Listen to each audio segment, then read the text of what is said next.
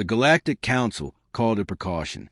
The official statement was a carefully balanced arrangement of words that promised safety and stability for all member species. It was read in measured tones, translated into 712 languages, and broadcast across every known system.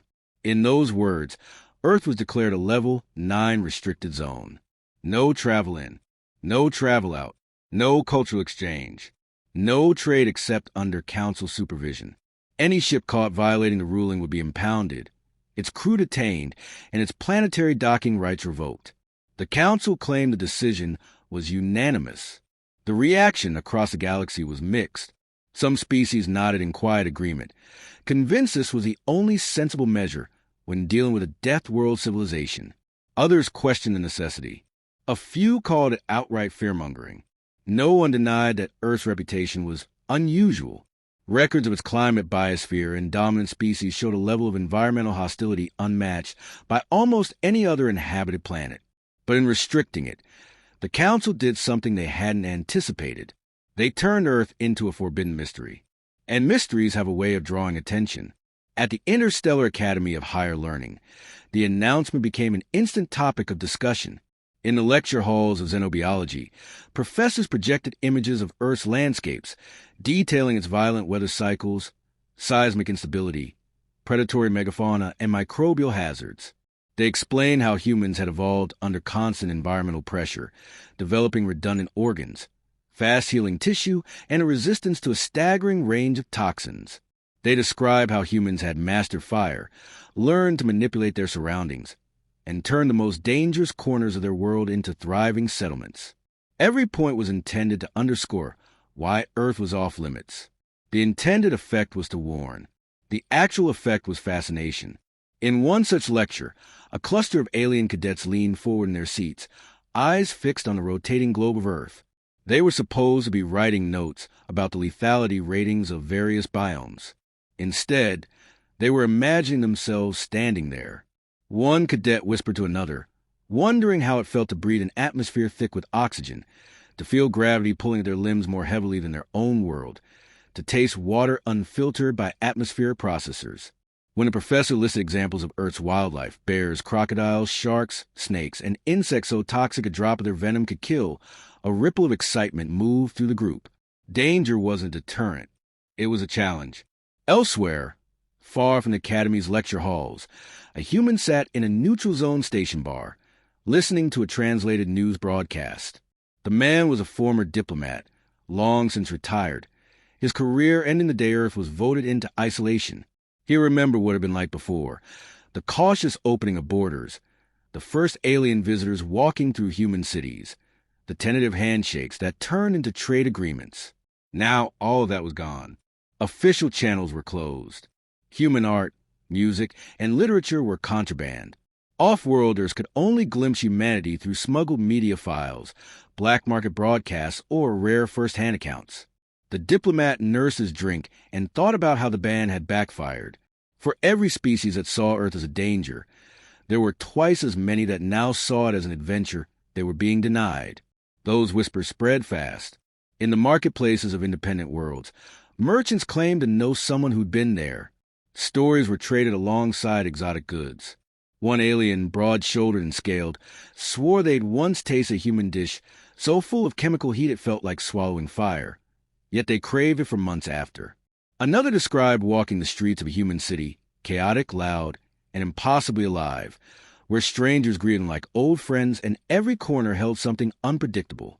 Someone else spoke of being caught in an ocean storm off the coast of a human settlement, their ship close to capsizing, until a group of locals in a small vessel risked their lives to guide them to shore.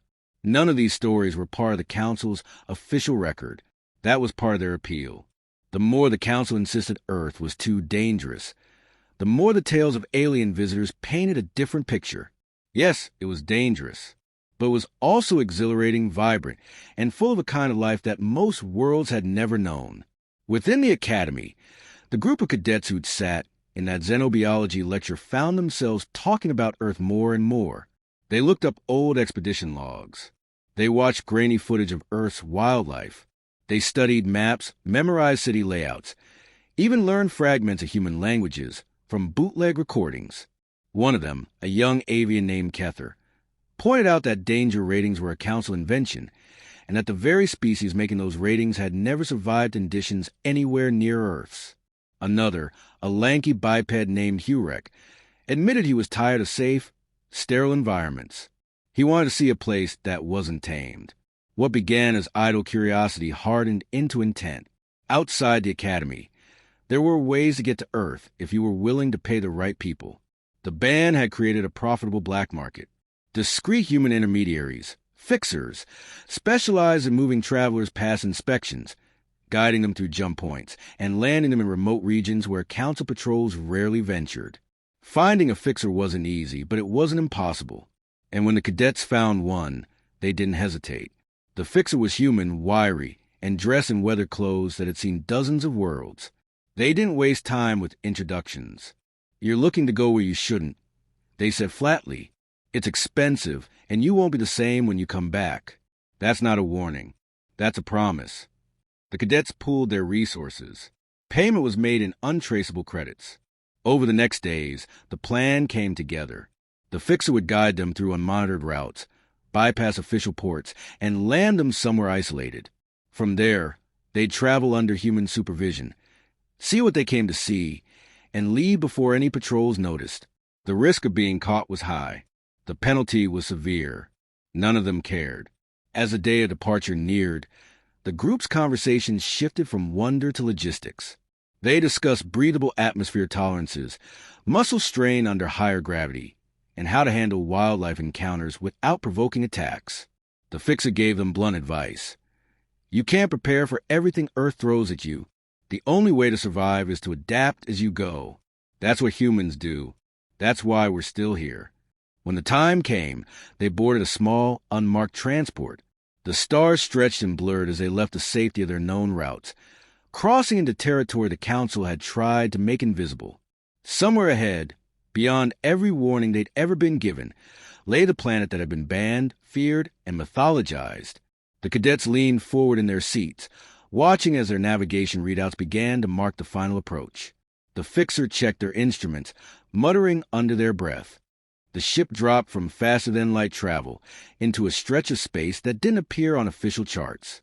The navigation systems ran without broadcasting, each course adjustment calculated to avoid detection. Gravity from the blue-green planet ahead tugged at the hull, the atmosphere visible as a faint halo. The fixer didn't slow for dramatics. They punched through at a steep angle, guiding the vessel toward a narrow corridor between satellite detection sweeps. Heat bled across the hull plating as they cut power, just long enough to let gravity do the work. When the engines roared again, they were already dropping through cloud cover. The cadets had braced themselves for the view, but it still hit harder than they'd imagined. The colors were wrong, too saturated, too alive.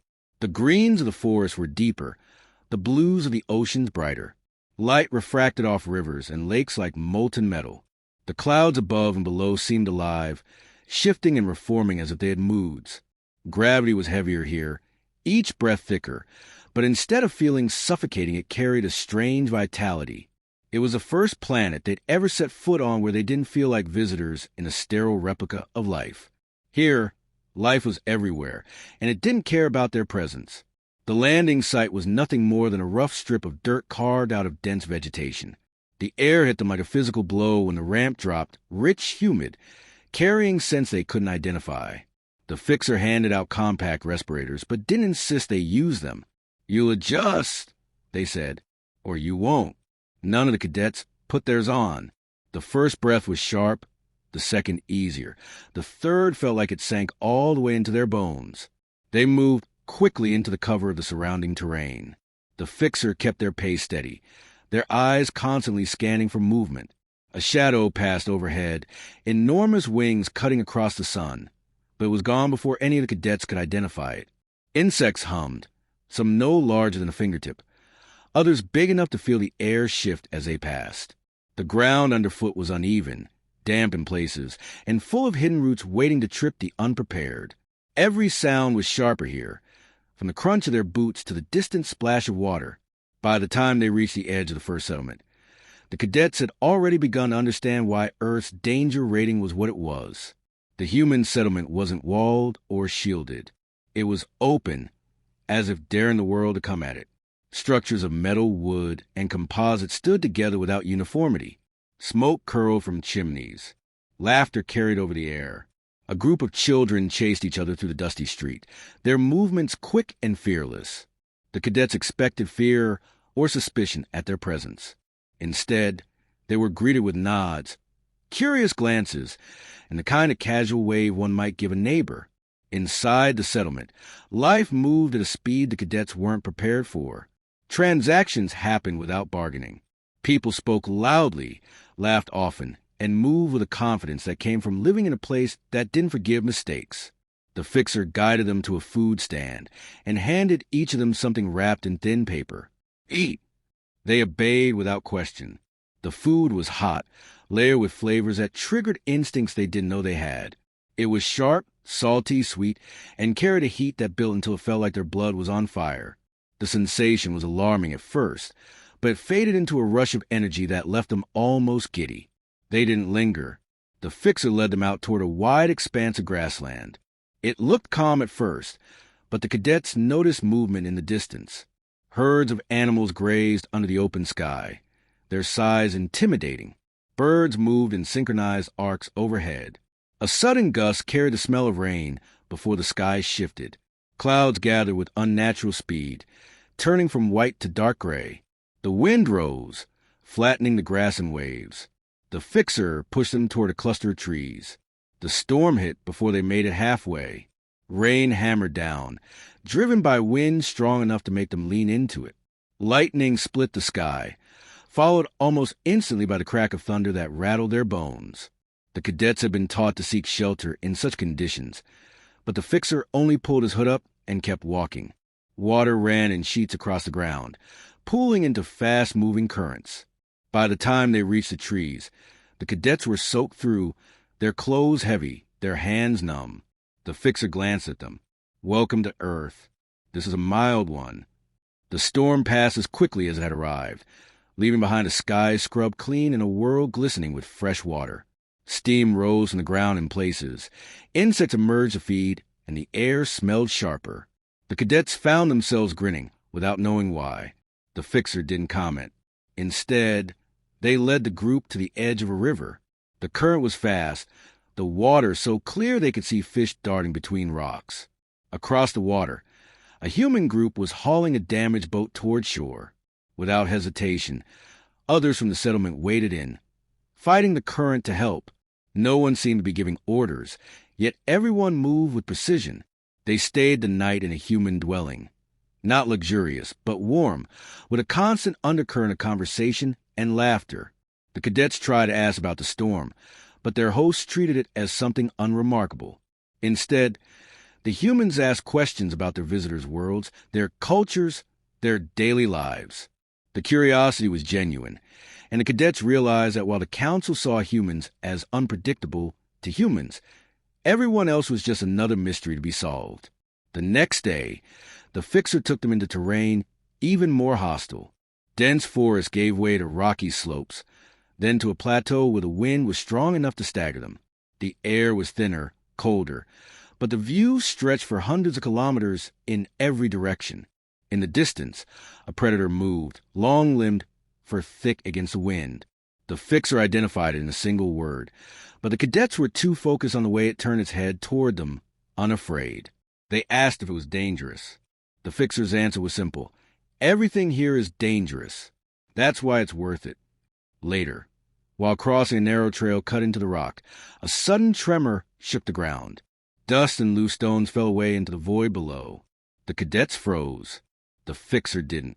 They moved fast, herding the group forward until the shaking stopped. When asked if that was common, the fixer shrugged. The planet shifts under your feet. You learn to move with it, or you don't last.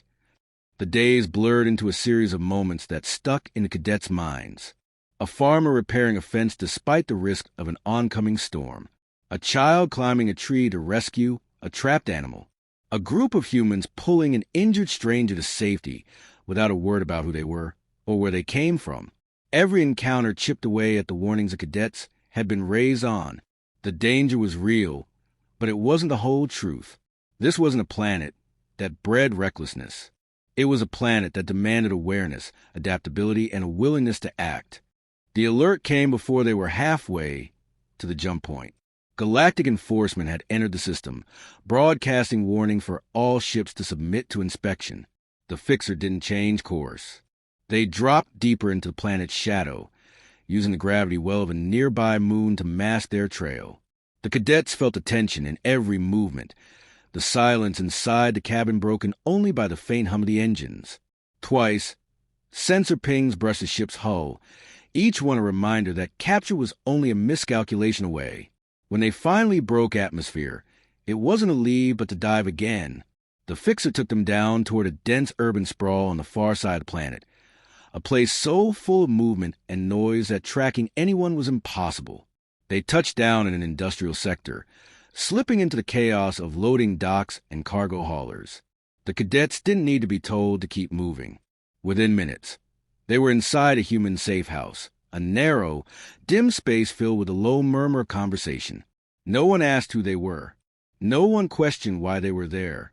In this place, anonymity was an unspoken agreement. The man who approached them was older than most they'd seen, his hair streaked with gray, his hands scarred in a way that spoke of work, not ornament. He looked them over without expression. Then Saturday, "You came to see the truth," he said. "You've seen part of it. The rest you won't hear from council." His voice was steady, but there was weight in every word. He told them that the ban had nothing to do with storms, predators, or microbes. It had to do with what happened when humans met other worlds. He described the first trade expeditions, the exchange of ideas and technologies, the way human innovation spread rapidly among species that had been stagnant for centuries. Old hierarchies collapsed under the pressure of new ways of thinking. Governments lost their grip when people saw what was possible. Entire planets shifted course after contact with humans, not because humans demanded it, but because they inspired it. "We don't conquer," the old man said. "We adapt, and we make others want to adapt, too."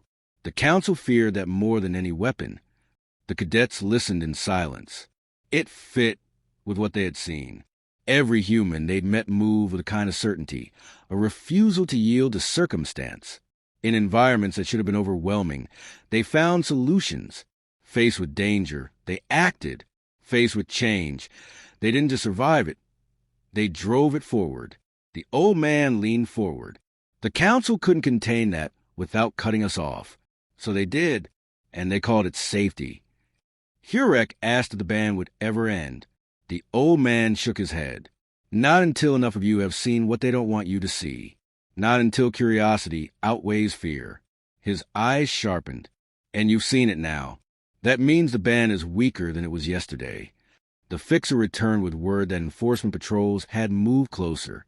The safest path out would require splitting into 2 transports to minimize the chance of being traced. The cadets hesitated. Separation wasn't part of the plan, but the fixer made it clear. Together, they were too easy to track. Within minutes, they were in different vessels, each taking a different route to the tangled web of unregistered jump points. Kether's ship was nearly intercepted. A patrol frigate appeared on their sensors, cutting across their trajectory. The pilot killed all non-essential systems, letting them drift behind a fragment of rock and ice. For 20 minutes they waited, breath shallow, until the frigate moved on. When the engines powered up again, Kether found his hands shaking. The feeling passed quickly. He realized he wasn't afraid anymore. When the groups reunited days later on a neutral station, they were different. The ease of their pre-Earth conversations was gone, replaced by a kind of focus. Each of them carried something from the planet. Not just physical items, though some had managed that too. A strip of fabric patterned with unfamiliar colors. A small mechanical tool that folded into itself in a way no alien manufacturer had replicated. Seeds from a plant the fixer swore would grow anywhere, even on ships. But the most important thing was harder to define. They stood straighter. They spoke with a calm that made others listen. Back at the academy, they were met with questions they couldn't answer without risking exposure. Instead, They spoke in fragments, hints of things that made their peers lean in closer. They described a place where danger and beauty coexisted, where survival demanded constant adaptation, where people worked together without orders because they knew it was the only way forward. They didn't have to embellish. The truth was compelling enough. Rumors spread fast. Others began looking for the same fixer, the same routes. The council increased patrols, but the stories had already done their work. Earth had been distant and abstract before. Now it had shape, texture, and weight in the minds of those who'd never set foot there. It was no longer just a band planet. It was a goal. The cadets understood the risk they'd taken, but none regretted it. They'd come looking for an answer to why anyone would want to visit a place the galaxy had labeled too dangerous. They'd found it, and it wasn't about danger at all. It was about the way humans face the world, and made it yield without breaking. It was about the way they carried themselves as if no problem was beyond solving. It was about the way they treated strangers as potential allies rather than threats. Months later, Kether received a message with no sender information. It contained a single line: "The Council can ban worlds, but it can't ban ideas." He deleted it immediately, but the words stayed with him. They were what he'd seen in the markets, the forests, the storms, the laughter over food he could barely eat. They were what had changed him without him noticing. The ban was still in place. Official channels still called Earth a threat. But on dozens of worlds in quiet corners of space, the same question kept being asked. If it's so dangerous, why does everyone who goes there come back different? The Council had tried to keep Earth contained. Instead, they'd given a legend. The cadets never spoke openly about their journey again. They didn't need to. The change was obvious in the way they approached their work, in the way they refused to accept limits, in the way they asked questions others avoided. And when one of them caught another looking at a star chart a little too long, they didn't ask which planet had caught their attention. They already knew. The fixer's warning came back to them in quiet moments. You won't be the same when you come back. It wasn't a threat. It was the most accurate description they'd heard. The Council could build walls, post guards, issue decrees, but they couldn't stop someone from wondering what lay beyond. And once that wonder took root, there was no turning it off. Years later, when a new group of cadets disappeared from the academy, whispers followed them. Some said they'd gone to see the death world. Some said they'd never return. Others smiled and said nothing. In the unspoken space between those answers was the truth. Earth wasn't just a place. It was an idea. And ideas were harder to ban than worlds.